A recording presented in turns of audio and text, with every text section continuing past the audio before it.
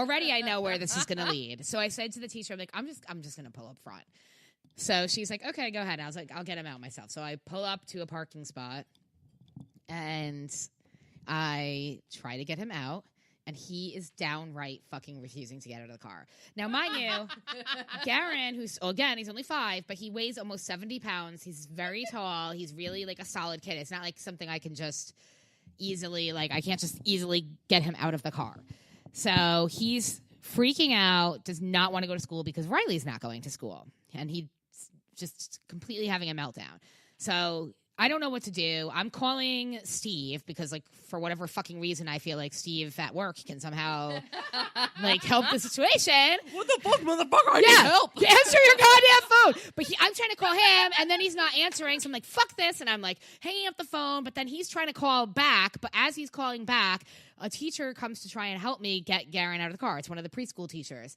So Garen, I tried to pick up the phone, and Steve can hear what's going on, but I'm not able to talk because Garen is screaming at the top of his lungs. So Steve's just listening to all this screaming and yelling. And this is all in my car. So he has no idea what's going on. Yeah, and this is all in my fucking car. And I'm like, okay. So finally, this teacher is awesome. So she was she somehow got him out of the car. I don't remember exactly how. And she's carrying him now. And this teacher is very small. She's very tiny and petite, and she's Garen again, big kid. 5 foot, 120. Yeah, give or take, Yeah, he's basically your average 5th grader. So, so she's holding him, and I see her trying to walk him to the school, and I see him freaking out and screaming, and he's flailing his arms around and kind of hitting her, not meaning to hit her, but because his arms are flailing around, he is hitting her. And because again, she's tiny, this causes her and him to fall down on the ground. Oh my God. So me and Riley are in the car witnessing this. I'm not sure what part Steve hung up on. And then I'm like, oh my God. And then all of a sudden I see all these other teachers, one of them being the assistant principal, rushing over. And everybody's trying to get him. And he's freaking out, screaming at the top of his lungs. This poor teacher's trying to hold on to him. Our glasses are falling off. Oh God. I know. I'm like, oh my God. So I run out. I'm like, oh my God. I'm trying to help the situation. And they were like, just go. And I'm like, leave, please. Go.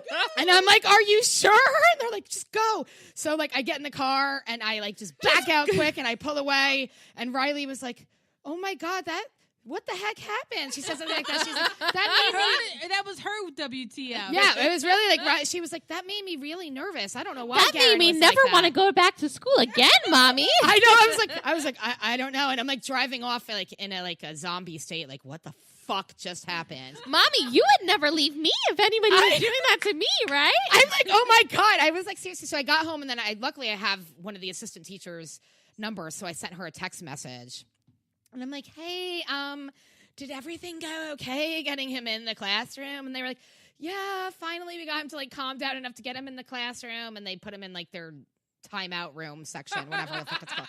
But it's called we put him in a straitjacket, but he's okay now. Solitary confinement. That's where you go, child. I was like, oh my God. But I was fucking mortified. He broke a nose and an arm. And you should he's okay. You should have seen there was a lot of people. Our teacher needs some therapy, but she'll be okay. Dude, it was the most horrifying thing to see.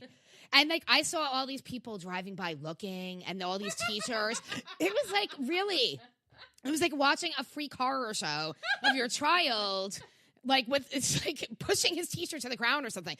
And it's not again, he didn't specifically push her, but that's how it felt to me. I was like, oh my God. Gosh. So yeah, we made him write, I'm sorry 100 times, which he doesn't know how to do well. And really 100 times? Yeah, well, we let him stop at 75 because... That was very generous of you. I know. We're cool like that. So we let him stop at 75, took the bike away for a week, and that was that. But yeah. Wow. Sorry, girl. I know. Hey guys, this is Liam. If you like what you hear, please rate and subscribe on iTunes and Stitcher. They are total news and could use your help. Thanks. Bye. All right. We first want to say thank you, Jackie. Thank you so much. Thanks for having me. Of course. We will definitely have you back. Whenever you want. You better have me back. Did you have fun? Absolutely. I love hanging out with my girls. So did we. And so, mamas, just like everyone else out there, if you feel like whether you're saying something that your kids aren't supposed to hear in the same room or the same car and they just freak the fuck out, just know I did the same fucking thing. Or, if you and your friend have a brainiac idea of how to make quick fucking money about spending $150 on a half a roll of scratch-offs each, and you don't make that money back, just know you're not the fucking only one. We're here for you. So if you have any suggestions of any topics you'd like to hear, or if you want us to possibly share your what the fuck moment of the week, email us at momsmouthingoff@gmail.com. You can also find us on Facebook, Twitter, and Instagram. And we'd also like to have a big shout out, big thank you to our friends, family for giving us the material we use every week. Without them, this wouldn't be a podcast. No, it would not. So thank you. We love you. And until next week, try not to lose your shit. Yep. Bye, mamas. Bye.